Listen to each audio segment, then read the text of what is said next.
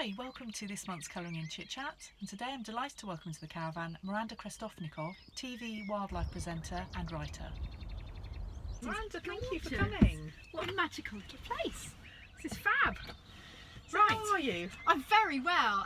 The sun is shining. I'm feeling invigorated. Spring has sprung. What a pleasure to just come in here and just colour for a little while, have a little chat and, you know, be by the seaside. This is very relaxing. What have you been up to recently, Miranda? I have just written a couple of children's books, actually, which is just not what I've ever done before.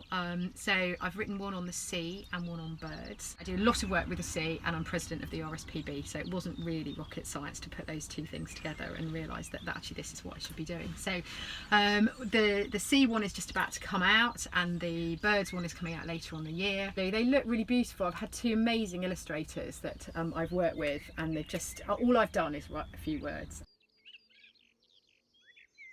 What else have I got going on? I'm doing some more filming on the One Show, doing lots of talks to schools and sort of science festivals and things like that, trying to inspire young people about science and technology.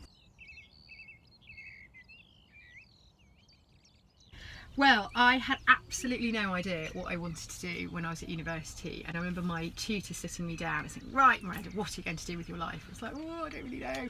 I wanted to work in conservation, but I didn't really know which direction to take that. And I also had a bit of a passion for working in television, and of course the BBC Natural History Unit is based here in Bristol, and so got some work experience and got a job as a runner and then a researcher at the BBC. And then it just sort of started snowballing a little bit, and I had a lucky break with Fox Television in the US, and I got a job on an international wildlife conservation series. And because I was a diver, they were really excited, and they put me in a really weird mask that I'd never worn before, and I went diving with sharks and got bitten and run out of air, and it was all really dramatic. It was really exciting. It was like, this is what I want to do for the rest of my life. This is amazing. And that's led on to so many other things, you know, working on the coast, show for BBC, the One Show, doing radio, doing work with the RSPB. It's just, I'm so lucky. So this, I reckon this is an iguana. We did a wonderful One Show piece on iguanas. So the One Show is only UK stories or things that are associated with the UK, so we don't really get to go abroad very often. But there were some very rare Bahamian iguanas. This is going to be a tongue twister. Iguanas that have come from the Bahamas, stuffed inside socks and put in a suitcase that somebody was smuggling into the UK because they're worth tens of thousands of pounds each. And these were intercepted at Heathrow Airport. And then, because they're so rare, the Bahamian Prime Minister had asked for them to be repatriated. So we flew them back to the Bahamas, first class BA, all very nice, and we released these chaps back into the wild. But it was a very positive end to a very sad story, because you wonder, you know, these guys, I think there were 9 of them that had been intercepted. You wonder how many thousands get through. Well, I've been teamed up with some really fun people actually on TV projects. I mean, obviously meeting David Attenborough is up there. And it was wonderful actually to get the children to meet him. That was something that I was hosting an event with him, and I said, you know, I'm only going to do this if the whole family can come along.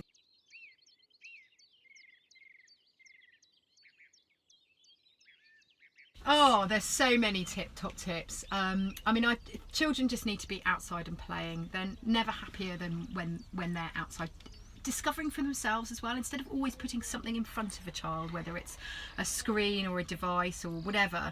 I think actually children they're inherently very, very curious.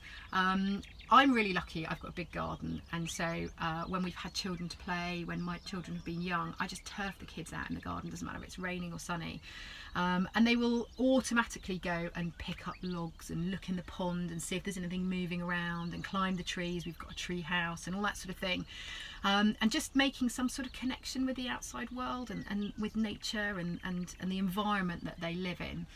And I know obviously not everybody's lucky enough to have that, but just getting kids outdoors, whether it's in a park or a woodland, and just getting them to look and question, what's that tree, what's that bird, what's that leaf, you know, counting the number of woodlice underneath a brick, or whether they're dipping a net in a pond and finding frog spawn or newts or something like that.